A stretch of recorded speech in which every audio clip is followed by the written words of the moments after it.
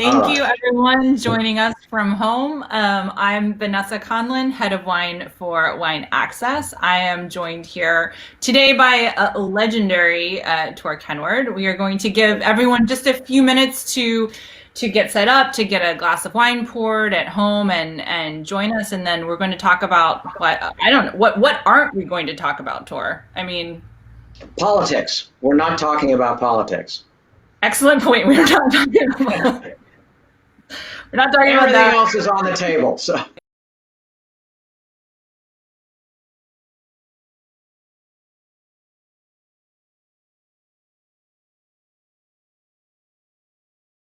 Way to stay connected, to remember that wine is still here to bring us together, even if it's bringing us together via the internet and not face to face. But we can still have a chat over wine, and everything's going to be okay.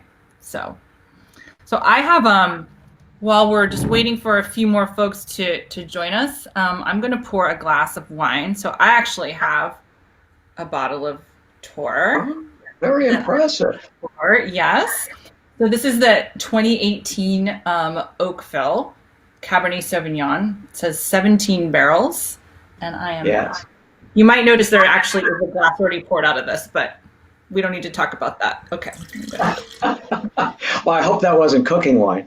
I assure you, it did not go into a pan. No. So I know you have some wines behind you, so maybe we'll get some wine in your glass too. But okay, Yeah, well, I can do that. yeah, only seems appropriate. Yeah, mine is also not completely full. I don't know what happened with that either. There seems to be a lot of evaporation these days. I don't know what it is. Yeah. Well, cheers virtually. Thank you so much. Thank you for inviting me, Vanessa, and all our friends at Wine Access. Yes. Well, I think we can probably get started. So anyone who just joined us in the last couple minutes, I'm Vanessa Conlon, head of wine for Wine Access. This is TOR Kenward, sort of living history, living legend of Napa Valley. Huge fan of the TOR wines, and just a plethora of knowledge. So I almost don't know where to start. But I do have one question to start with, which is I know that you and me and lots of other people who end up in the wine business had other careers first. So I had a career as in music, and I know that you came to wine after having other successful careers. So what was it about wine that made you that made you fall in love with it and made you pursue it? Yeah, I would guess you and I probably shared a common path. When I was introduced to the grape wines, which were in the 70s, the mid 70s, when I actually got to taste the great wines of the world. I had a jazz club down in Southern California, and a couple of my very close mates and a few that I shared the partnership with the club got me into grape wines. We started tasting with a couple retail stores. I became a partner in crime in that I was the one that had a girlfriend at Stanford, so I could go up and taste these young wines from Napa Valley and Sonoma at the time.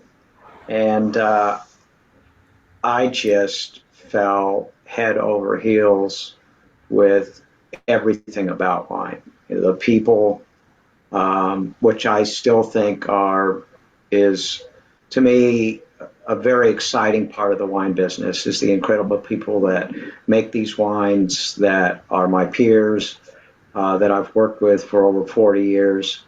You have incredible people, you have wine itself, which defines art, science. The more that you're in the wine business, you really realize how much you don't know. So you wake up every morning challenged, and that's a great place to be. I'm no longer a young man, so to wake up in the morning and still feel incredibly challenged, looking forward to whatever comes up that I have to deal with, whether it's planting a vineyard, which I was doing this morning, or tasting wines with my winemaker to try to see where we're going in how a certain year is showing and what might combine with this and that. It just goes on forever and ever with challenge after challenge that actually is enormously exciting still. So I'm a pretty lucky guy when you come down to it.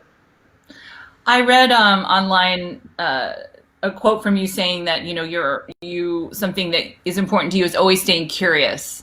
And continuing to learn. So what right now has piqued your interest that you want to know more about? That's an interesting question. What's happened the last couple years is we have a block of, and you and I were talking about this just before the show a little bit, of Cabernet Franc in To Kalon, Beckstoffer To Kalon, and we have a really nice block of Petit Verdot in Vine Hill Ranch, which is a Oakville property that I feel very strongly about from a quality point of view. Maybe not as famous as To Kalon, but incredible vineyard. Anyway, we had started working those blocks as most winemakers do, fermenting, making the wine separate, then finding what the right blend is down the road. So you start saying, okay, what's the percentages this year that might fit in here and there and so on. And that's always fun. It's exciting. One year, and I'll give a huge amount of credit to my winemaker, Jeff Ames, talked me into, for a variety of reasons, co-fermenting a large portion or all of the Petit Verdot into the Cabernet. And what it did was a game changer. The integration of tannins, structure, fruit, it made Petit Verdot so much more integrated at a higher percentage level that I would have never, ever considered. So we've gone down this little rabbit hole now of higher percentages of Cab Franc and Petit Verdot, co-fermenting, not adding later in the game. Right. And I'm very excited about it. It was something that I did not expect, came out of left field.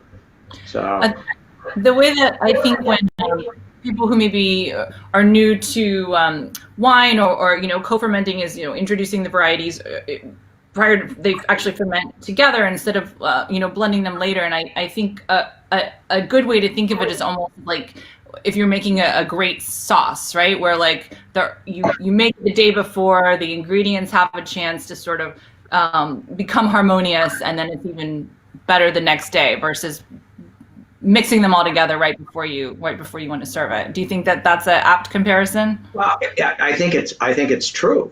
There are certain dishes that taste better hours, if not a day, or a day out. How many dishes that were probably in everybody's repertoire that you go, well, I'm going to have that tonight, but it's really going to taste better tomorrow. Yes. And there are those dishes that we all know, we all have in our list of dishes to do. And that's the same thing here. But, maybe the little bit, well, no, it's a lot. You're right. It's a lot because you're putting together the sauce and the ingredients and you're cooking them together.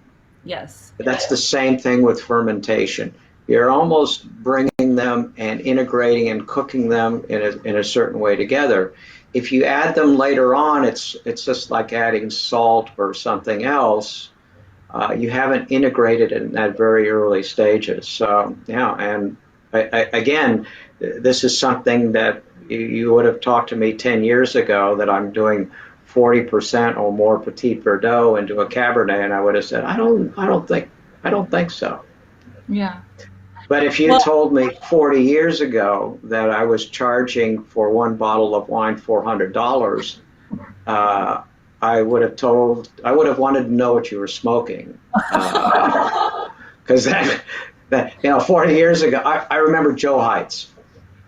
I ran into Joe Heights in the mid-'70s. I was actually coming up. I was not a vintner, and I loved his early Marthas. And he had just charged $20 for Martha's that year. I think it was 75 that he was charging for the next release. The entire wine world went nuts. How can you charge $20 for a bottle of Napa Valley Cabernet? Are you insane? And now here we are now. It's a different planet. It's a different planet. It is. It is. Well, we were, in the context of co-fermentation, we were talking about cooking, and so obviously I know that, Julia Child was a friend of yours. Do you think that you learned anything from her cooking that has influenced the way that you approach winemaking? I was very fortunate to spend a lot of time with Julia. We became friends more because, we enjoyed food and wine, but we enjoyed talking about politics, life in general, and I would say that was really the great basis of our friendship. But the thing that I learned maybe the most about Julia was, again, that word that you brought up, curiosity. Mm-hmm. If we were out to dinner, she was going to get into that kitchen before we left the restaurant. She was going to talk to every chef in that kitchen and ask real serious questions. What are you doing? Why are you doing this? She was truly interested in what people were doing, and her curiosity about life in general, politics to a certain degree, which we're not going to discuss, and what people were doing around her. She had it. She rarely slept. She did little 5-minute naps. She rarely slept. She was just this enormously wonderful, curious, very bright and engaging person. Yeah. So I have a question for you. Did she ever cook anything for you that you pretended to like? No, because everything that she ever cooked that I had with her usually had a lot of butter in it. And with butter and the amount of richness that she would love to cook with, there was nothing there was a bad dish that was forgivable. Yeah. Everything had a lot of good, rich flavor to it. I think for her the oxymoron in her life was, what was the thing where they had lean meats at one time, and they were measuring the less fat that you had in a meat was the better meat that you would buy in the super. She was so outraged by that whole concept that you would go into a meat market and buy a piece of meat that was bragging about having less fat than the piece next to it, because she loved fat and she loved butter and she loved flavor. We know where the flavor lies, right? In the fat? Yes. It does lie in the fat. It does. Yeah, I know. I eat a lot of chicken. You want me to tell you a story? This leads into a story. And you're going to amuse me with this? Can I tell us a story? Okay. In the late 70s, it could have been early 80s, I was able to sit down with, and there was no destination restaurants. Most of the people hung out at a place called the Grapevine Inn, and it's where Bricks is now, and you know where that is. But it's called the Grapevine Inn. No air conditioning in those days, certainly there. So you'd sit around a table, everybody would be eating, bringing their wines to the table, and if it was a hot day, they'd put ice cubes in the red wines and just talk. And that was Andrei Chilichev, Louis Martini, the guy who brought me Myron Nightingale, let's see, Bob Mondavi was there. I'm sure I'm forgetting a couple of the winemakers, the early winemakers. And they all got together and talked about issues. And one of them was, what makes a wine age? One of them would say it's the pH. It's the balance of the wine, the pH. Another one advocated, you need a certain amount of acidity, a certain amount of brightness in there. Another person said, yeah, you need both of those, but everything has to be there. Has to be a perfect balance of everything. And Andre had the best line of everybody. He was Hungarian, had a very thick accent. He said, "No, no, no, no. It is the flesh. It's the flesh in the wine that makes the wine age." And I didn't get it at the time. And over the years, I remember that because you do need to have in a great wine, whether it's a 47 Cheval Blanc or an 82 Petrus, or let's use an old BV, 46 BV, or something like that. Those wines had a certain amount of flesh, not over ripeness, but a decent amount of ripeness and flesh and fruit in those young wines when they were young. Mm-hmm. And those are the wines that have actually aged better than the wines that are tight, sinewy, green. The thing that you really have to worry about is when somebody sells you a bottle of wine and says, "Don't worry about it, it'll be much better in 10 years." It doesn't usually work that way. It doesn't suddenly magically become better. It needs to have a certain amount of excitement to it when it's young. And Andre was right. Well, I actually love that you told that story, because I remember going to a panel discussion that you were part of, I don't know, 5 or 6 years ago, and you said, and I have quoted you since, that a wine, if it's not in balance in its youth, it's not going to become balanced over time. Yeah. And I think you're exactly right, and I've quoted you many, many times. Wow, I'm extremely honored with somebody in your standing in the wine community. So thank you. But we've all had a wine that's very bright and acidic, and it bothers you a little bit because it's too acid. And you go, well, that's going to fall out. It doesn't. It usually stays there. Over oaky wines, that oak doesn't fall out and doesn't suddenly become integrated with the wine. It becomes more noticeable as the years go by.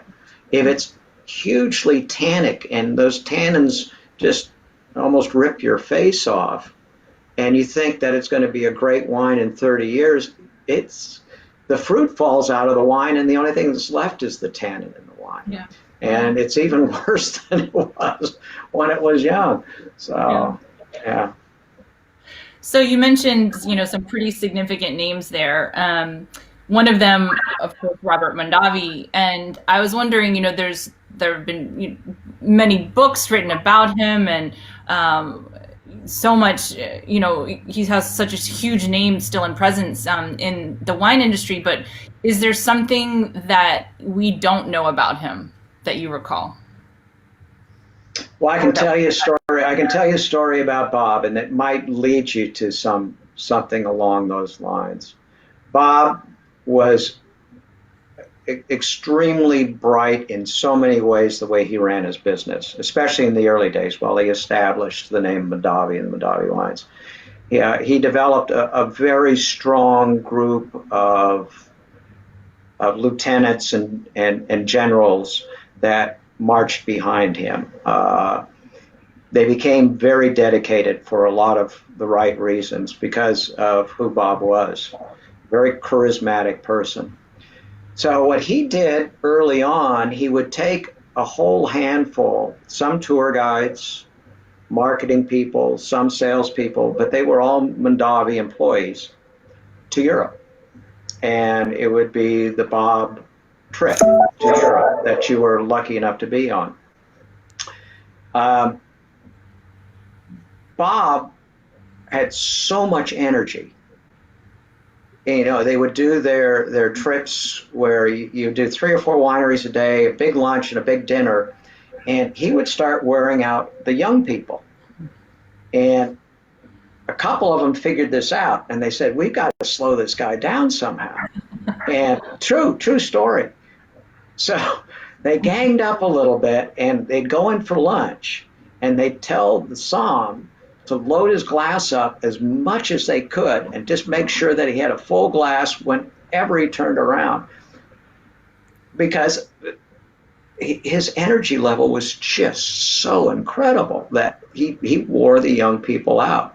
And he pretty much did all the way, and I knew Bob all the way pretty much to the end, where he had some problems, physical problems, and there were some issues there, but his energy level was off the charts. And he would, I remember somebody asked him, said, Bob, how much wine do you drink? And this was in a public discourse. How much wine do you drink in a day? And he actually had a hard time answering. He said, a bottle? I thought he was going to go, 2? He was sort of questioning himself there. So he had a huge capacity for wine, loved it, was very passionate about it, and this incredible, very bright, this incredible energy level. He certainly helped establish Napa Valley and put Napa Valley. We look back, and he's probably the most famous face and name in the game right now over the last 50 years. Yeah. Something that made me fall in love with Napa Valley in particular was this sort of spirit of, all ships rise in the tide, and that, the quality of one wine, will impact the reputation of the entire valley. And I always think of that as beginning with Robert Mondavi. Is that the case? Yeah, and you bring up a good point. What Bob realized very early on, especially as Mondavi grew as a company and started to make not just a few thousand cases, but in the end hundreds of thousands of cases, Bob knew and supported the little guy. Mm-hmm. He realized that it would be on the backs of a lot of very small and very dedicated producers that were very focused on quality. That was going to be very important to the reputation of Napa Valley. Mm-hmm. He saw that. He was very clear-eyed about that, and he was dead on right. And that viewpoint still exists today. So you need to have the larger people that do have a little bit of market muscle and can throw around a little bit of weight. I think they need to stay, like Bob was, very focused about the little guys. Mm-hmm. I'm a little guy now. I was part of a bigger organization, and I can look back and trust me, anybody out there, it's very important that the larger companies looked after the small ones, because it is the rising tide, and it's the small, brilliant entrepreneurs that are doing the right things that are very important to our future now. Yeah. When you think back to, let's say, the 70s or the 80s now, is there one thing in particular that you think has been the biggest change in Napa that you've seen occur? Well, you might be surprised. I think it could be more into the viticultural part of it than really the winemaking part of it. We've changed dramatically. The way that I would drive down Napa Valley in the 70s, get out of my car and look at a vine, those vines rarely exist now. That was the early California sprawl, 8 by 10 plantings, huge amount of shadow and in the fruit zones. In the last couple decades, we've opened up the fruit zones a lot more. We've changed the way, the vertical shoot positioning has, I think, changed wines not only in Napa and California, but it's changed them around the world. Mm-hmm. So one of the biggest, and you could make an argument, the biggest change is viticulturally. Then, the winemaking equipment certainly has dramatically changed. What's interesting, you take Chardonnay, is we've gone backwards instead of going a different forward direction. When I started at Beringer, Mondavi, and other leading wineries, other than a few very small ones, were actually fermenting the Chardonnays in steel and putting them right into new barrels. If you traveled to Burgundy, which I was very fortunate to do because of Beringer, I could go every year and sit down with DRC and other top producers. I had access to that. They were all barrel fermenting, and they've been doing it for centuries.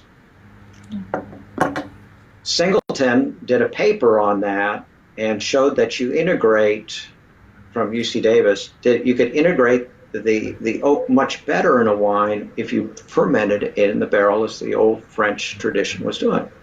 Yeah. So what was happening in the late 70s, early 80s now is almost vanished. Mm-hmm.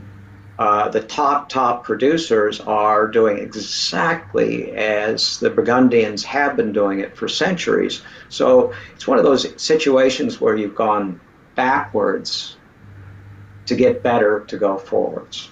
I see. And there's always a little bit of that too. Looking back and seeing old techniques that are actually the best techniques for now. And then what do you do that's new practices? I think, other than getting a sorting line with brilliant people that know how to get out all the berries that you may not want in that wine, we have these optical sorters now that are incredible if you know how to program them right. And I think that's changed the quality of wines around the world. Again, it's not just Napa, but it's Bordeaux and other parts of the world. So before we were chatting before the show, you mentioned you had a barrel sample that you had been tasting. So what can you tell us when you're tasting a wine at that stage? What are you looking for? The flesh. It's got to have the flesh. It's got to have some substance there.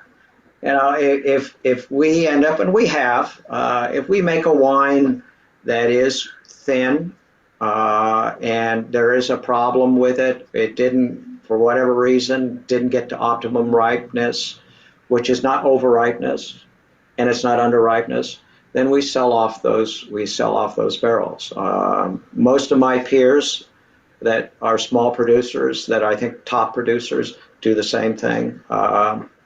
It's all part of the game. So Jeff and I were actually yesterday looking at blends for the 18 Black Magic.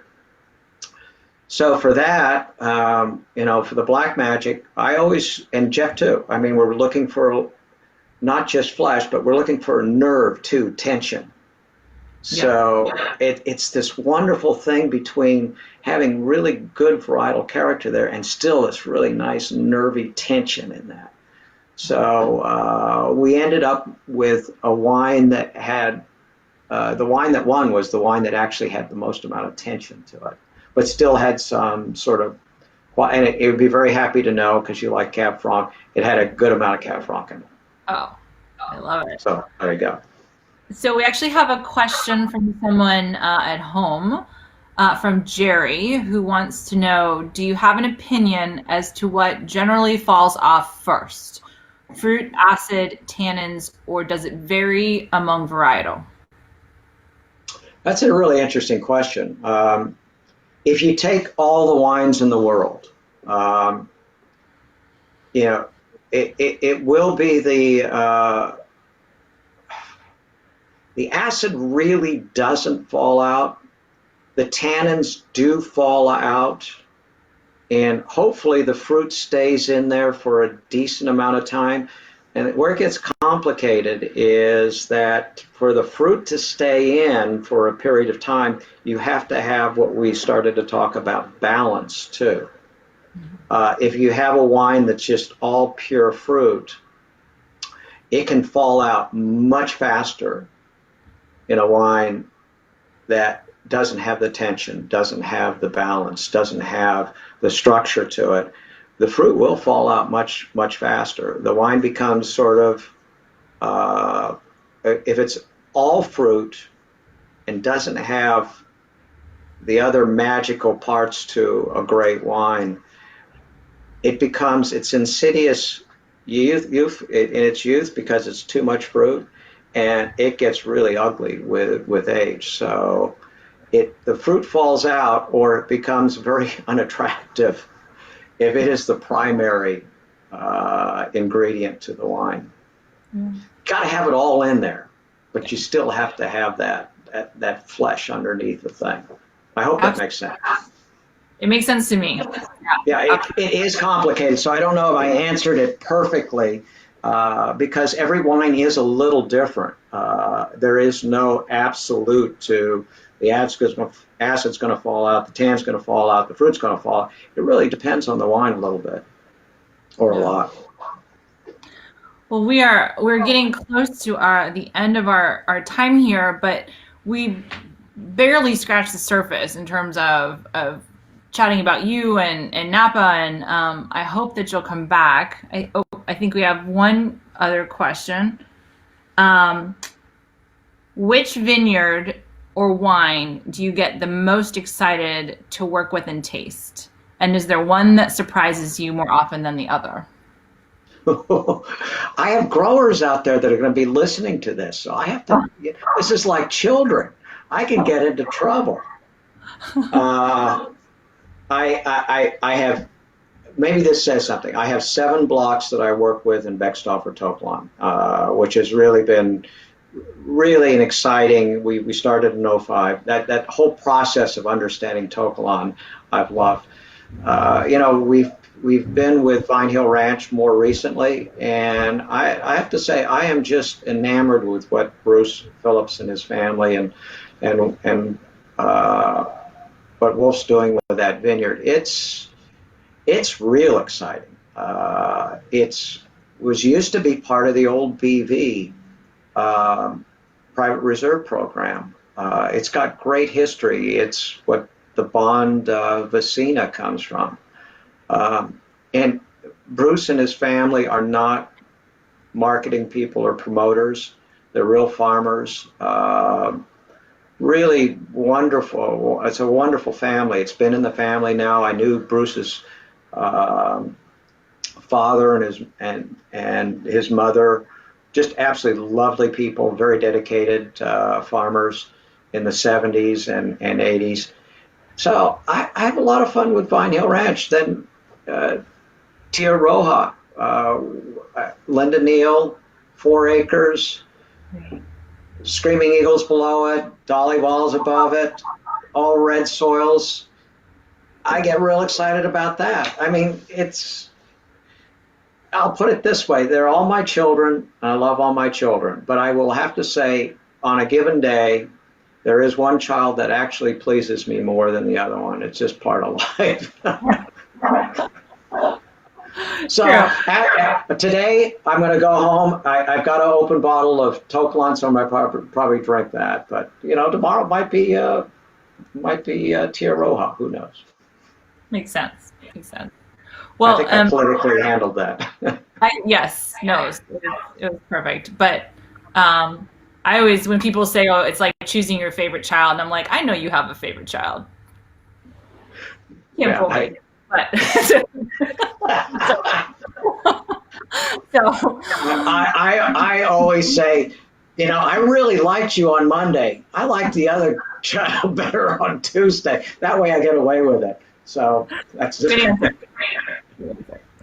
Well, Tor, thank you so much. And I think that we've convinced you to come back again. I don't know that we have that scheduled, but if you'll have us, we would love to continue talking to you. And you're such a wealth of knowledge and just a fun person to share a glass of wine with, even virtually. So yeah, I will have to say, if I can share a glass of wine with you virtually, or hopefully within the 6-foot radius and the not too distant future. Cheers to you, Vanessa. Thank you.